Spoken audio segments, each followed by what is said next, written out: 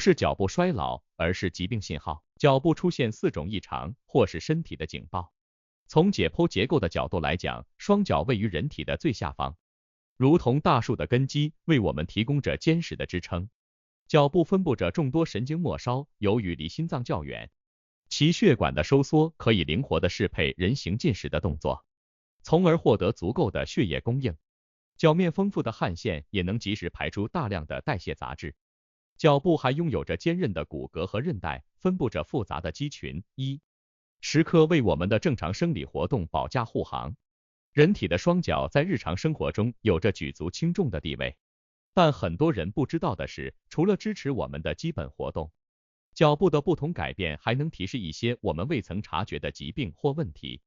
尽管容易被我们认为是衰老引起的变化，但往往这个时候，身体的指示灯已经亮起了红灯。能够提示身体异常的4大脚部变化。在人体复杂的生理过程中，脚部的变化有很多，但不是每一种都能起到提示作用。能表现身体异常的脚部变化一般有4种。感觉异常。感觉的异常通常提醒我们神经传导和血液循环出现了问题。脚部分布着丰富的神经末梢，一旦源头的神经或者沿途的传导途径受到影响，相应的容易出现一些足部改变。感觉异常主要包括麻木、瘙痒、疼痛或者温感异常。以麻木为例，很多人认为随着身体的衰老以及神经系统的退行性病变，可能会出现一些体表部位的麻木感，而脚部因为长期劳损是最先出现异常的部位之一。但椎间盘突出、脊髓型颈椎病也是造成脚麻的常见元凶。由于椎体的错位或椎间盘突出髓核、骨质增生导致神经受压，或是牵拉引起了神经水肿、炎症，控制感觉的神经束功能就会受到影响。神经不同部位受到压迫，引发的麻木部位还有所不同。例如，腰椎第4、5节突出可以造成脚背麻木，腰椎第5节和骶尾部之间突出会引起小脚趾外侧麻木。一旦出现特定部位的脚部麻木，就一定要引起重视。此外，下肢血栓造成肢体血液循环障碍，也可能出现脚部的麻木，甚至出现经典的蚂蚁爬感。而一些对神经末梢有损失的疾病，如糖尿病，周围神经病变也是引起脚麻的病理性原因之一。浮肿。脚部浮肿是一个比较敏感的异常表现，在穿戴衣物、外出行走的过程中就能轻易发现。尽管一些老年人由于代谢能力下降可能会出现轻微的浮肿，但更多时候脚部浮肿都提示机体处于一种异常状态。一般情况下，浮肿都是由于机体组织间隙的液体出现了异常蓄积，与肾脏功能、心脏功能、肺部功能和肝脏功能等都有着密不可分的关系。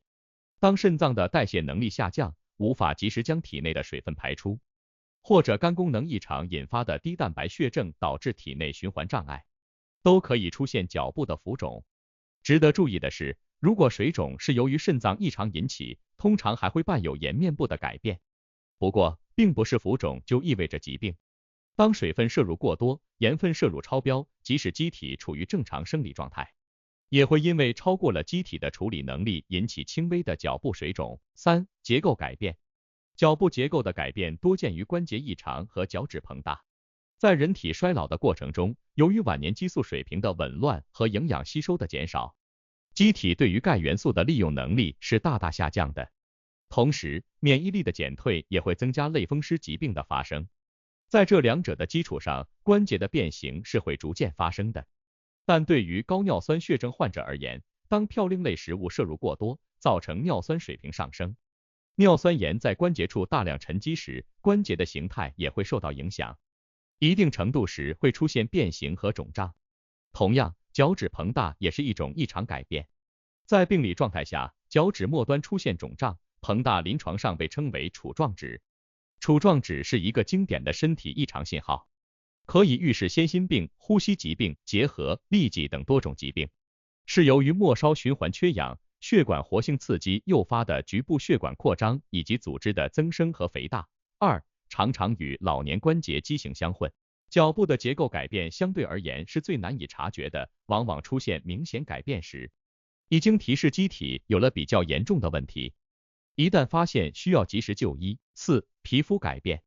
由于我们的双脚每日都在使用，为了降低磨损，全身各处的皮肤以脚部相对最为粗糙，但双脚皮肤的其他改变往往不是一种正常的表现。当糖尿病患者足部皮肤出现干燥无汗，前足底溃疡往往预示着血糖波动或疾病进展。当脚部出现长期的皮肤苍白、弹性减弱时，常常要考虑是否有下肢血栓的存在，造成足部的循环障碍。当脚面突然出现大量的色素沉着、色素点、斑块，甚至带有部分瘙痒感觉时，可能正在提示机体遭受了真菌感染或者出现了免疫系统疾病。尽管脚部皮肤弹性减退、干燥和色素沉着也是机体老年化的正常表现，但出现相关异常时还是要引起重视。虽然我们的双脚像警告牌一样能够预示一些异常，但并不意味着只有疾病才能让双脚产生变化。有一些脚部表现也能成为健康机体的代言，出现时要尽量保持。2. 怎样的脚部表现才是健康的？首先，健康的双脚应该是红润温热的。当脚部皮肤轻微发红，没有冰凉的触感，并且在环境温度下降时还能保证持续的温热，这预示着机体拥有良好的血液循环。其次，光滑细腻的皮肤也是健康的体现。有些疾病会引起体内脂质水平和水代谢的异常，使体表油脂缺乏、干燥起皮。其次，一双灵活有力的双脚也是下肢健康的信号。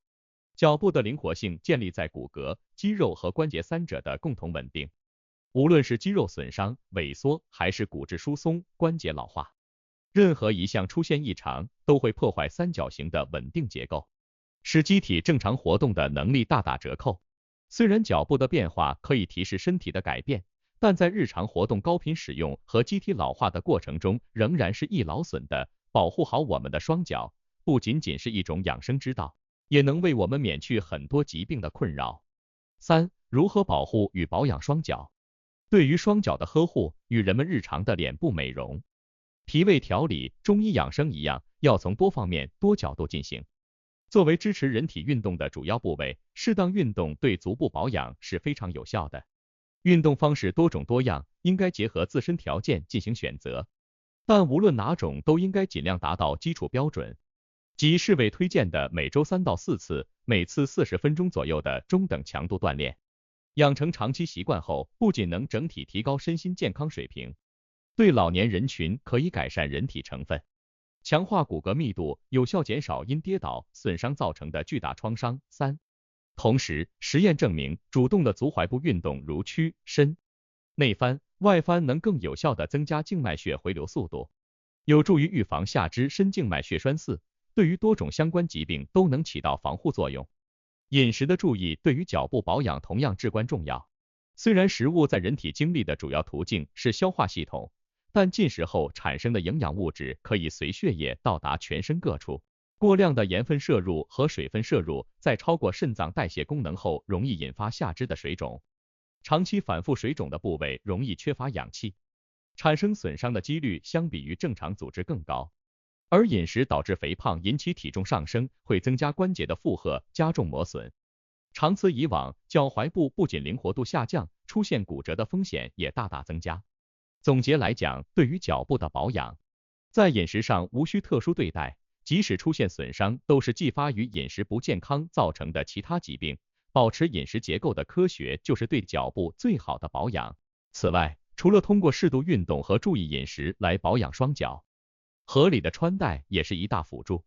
无论是有一些基础疾病的人群，还是普通人群，为了维护足部结构的正常，舒适的鞋袜和适当的保护都是必不可少的。